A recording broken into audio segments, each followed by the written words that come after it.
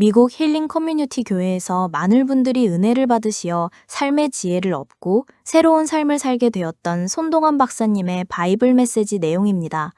오늘 손동환 박사님의 바이블 메시지 들으시는 여러분, 삶의 무게로 짓눌리지만 은혜의 날개로 나는 존재가 바로 예수님을 믿는 사람의 정체성임을 나누고 싶습니다.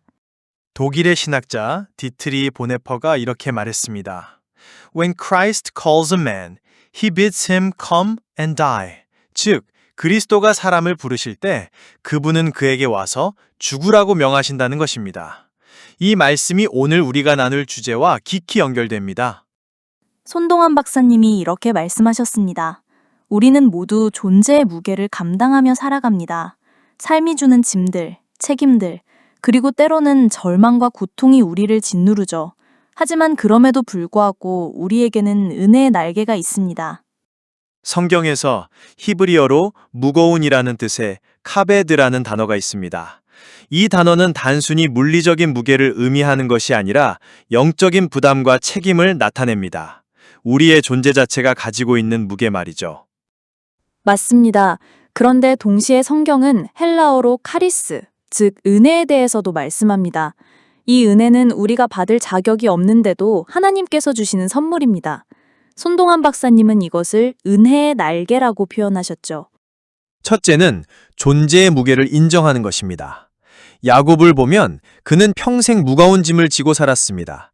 형을 속이고 외삼촌에게 속고 자식들 때문에 고생하고, 그러나 그는 이 모든 무게를 하나님 앞에서 인정했습니다. 야곱이 하나님과 씨름할 때 그는 자신의 연약함과 부족함을 그대로 드러냈습니다.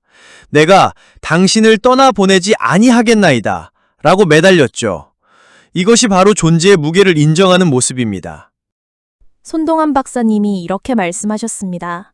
우리는 모두 완벽한 척하거나 강한 척할 필요가 없다고요. 오히려 우리의 연약함을 하나님 앞에 솔직히 고백할 때 진정한 변화가 시작됩니다. 둘째는 은혜의 날개를 발견하는 것입니다. 베드로를 생각해보면 그는 예수님을 3번이나 부인했습니다. 그 순간 그는 존재의 무게에 완전히 짓눌렸겠죠. 하지만 예수님은 그에게 은혜의 날개를 주셨습니다. 예수님이 부활하신 후 베드로에게 내가 나를 사랑하느냐라고 3번 물으셨잖아요. 이것은 베드로의 실패를 추궁하시는 것이 아니라 오히려 새로운 소망과 사명을 주시는 은혜였습니다. 라틴어로 그라티아는 은혜를 의미합니다. 이 단어의 어원을 보면 기쁨과 감사의 의미가 담겨 있어요. 은혜는 단순히 용서가 아니라 우리를 기쁨과 감사로 채우는 하나님의 선물입니다. 손동환 박사님은 이렇게 말씀하셨습니다. 은혜의 날개는 우리의 과거를 지우는 것이 아니라 우리의 과거를 새로운 미래의 디딤돌로 만든다고요. 베드로의 실패가 오히려 그를 더 겸손하고 강한 지도자로 만들었듯이 말이죠. 셋째는 날개를 펴고 나는 것입니다. 이사야서 40장 31절에 보면 오직 여호와를 앙망하는 자는 새 힘을 얻으리니 독수리의 날개치며 올라감 같을 것이요 라고 했습니다. 다윗을 보면 그는 수많은 시련과 고난을 겪었습니다.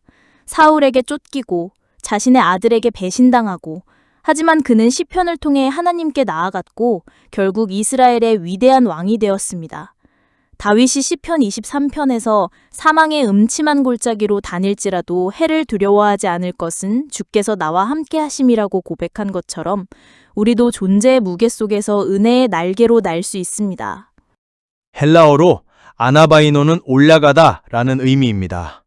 이것은 단순히 물리적으로 높은 곳으로 가는 것이 아니라 영적으로 하나님께 가까이 나아가는 것을 의미합니다.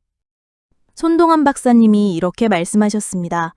우리가 은혜의 날개로 날 때 우리는 더 이상 환경의 포로가 아니라 하나님의 자녀로서의 정체성을 회복한다고요. 이제 실천 원칙을 나눠보겠습니다. 첫 번째 실천 원칙은 매일 하나님께 우리의 무게를 맡기는 것입니다. 마태복음 11장 28절에서 예수님이 수고하고 무거운 짐 진 자들아 다 내게로 오라 내가 너희를 쉬게 하리라 라고 말씀하셨습니다. 이 말씀은 우리가 혼자 짊어질 필요가 없다는 뜻입니다. 매일 아침 하나님께 우리의 걱정과 근심을 맡기고 그분의 평강을 구해야 합니다. 이것이 존재의 무게를 견디는 첫 번째 방법입니다. 두 번째 실천 원칙은 은혜를 기억하고 감사하는 것입니다. 에베소서 2장 8절 9절에 너희는 그 은혜에 의하여 믿음으로 말미암아 구원을 받았으니 이것은 너희에게서 난 것이 아니요 하나님의 선물이라 라고 했습니다. 우리가 받은 구원 자체가 은혜입니다. 또한 오늘 하루 살아있는 것, 호흡하는 것, 사랑하는 사람들이 있는 것, 모든 것이 은혜입니다. 이런 은혜들을 기억하고 감사할 때 우리는 은혜의 날개를 펼 수 있습니다. 세 번째 실천 원칙은 다른 이들에게 은혜를 전하는 것입니다. 고린도후서 1장 3절 4절에 보면 찬송하리로다.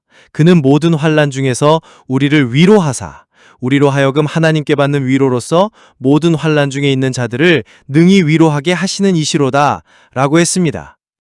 우리가 받은 위로와 은혜를 다른 사람들과 나누는 것, 이것이 바로 은혜의 날개로 나는 삶입니다. 우리의 상처와 아픔이 다른 이들에게는 치유와 소망의 통로가 될 수 있습니다. 손동환 박사님은 이렇게 말씀하셨습니다. 진정한 그리스도인의 삶은 받은 은혜를 혼자만 간직하는 것이 아니라 그 은혜를 통해 더 많은 사람들이 하나님의 사랑을 경험하도록 돕는 것이라고요. 히브리어로 헤세드는 하나님의 변칙는 사랑과 신실함을 의미합니다. 이 헤세드가 바로 우리에게 은혜의 날개를 주는 원동력입니다. 예수님께서 마태복음 11장 29절 30절에서 나는 마음이 온유하고 겸손하니 나의 멍에를 메고 내게 배우라. 그리하면 너희 마음이 쉼을 얻으리니 이는 내 멍에는 쉽고 내 짐은 가벼움이라 라고 말씀하셨습니다. 이 말씀은 오늘 우리가 나눈 주제의 핵심입니다. 예수님의 멍에는 쉽고 짐은 가볍습니다. 왜냐하면 그분이 우리와 함께 그 짐을 지시기 때문입니다. 우리는 혼자가 아닙니다. 라틴어로 솔라 그라티아는 오직 은혜라는 뜻입니다. 우리의 구원도, 우리의 삶도, 우리의 소망도 모두 하나님의 은혜에만 의존합니다. 이것이 바로 우리가 의지해야 할 은혜의 날개입니다. 오늘 손동환 박사님 바이블 메시지 들으시는 여러분도 지금 삶의 무거운 짐을 지고 계실 것입니다. 하지만 기억하십시오. 우리에게는 은혜의 날개가 있습니다. 그 날개는 우리 자신의 힘으로 만든 것이 아닙니다. 하나님께서 우리에게 선물로 주신 것입니다. 우리는 그저 그 날개를 펴고 하늘 높이 날아오르기만 하면 됩니다.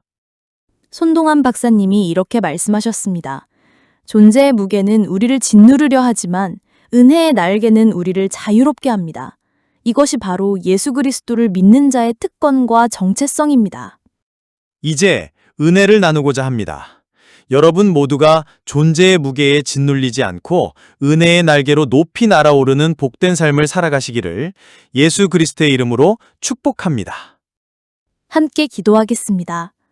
하나님 아버지, 오늘 이 말씀을 통해 우리에게 은혜의 날개를 주심을 감사합니다. 우리의 무거운 짐들을 주님께 맡기고 주님의 평강 안에서 쉼을 얻게 하소서. 받은 은혜를 기억하며 매일 감사하는 마음으로 살아가게 하시고 이 은혜를 다른 이들에게도 전하는 복의 통로가 되게 하소서. 예수님의 이름으로 기도합니다. 아멘.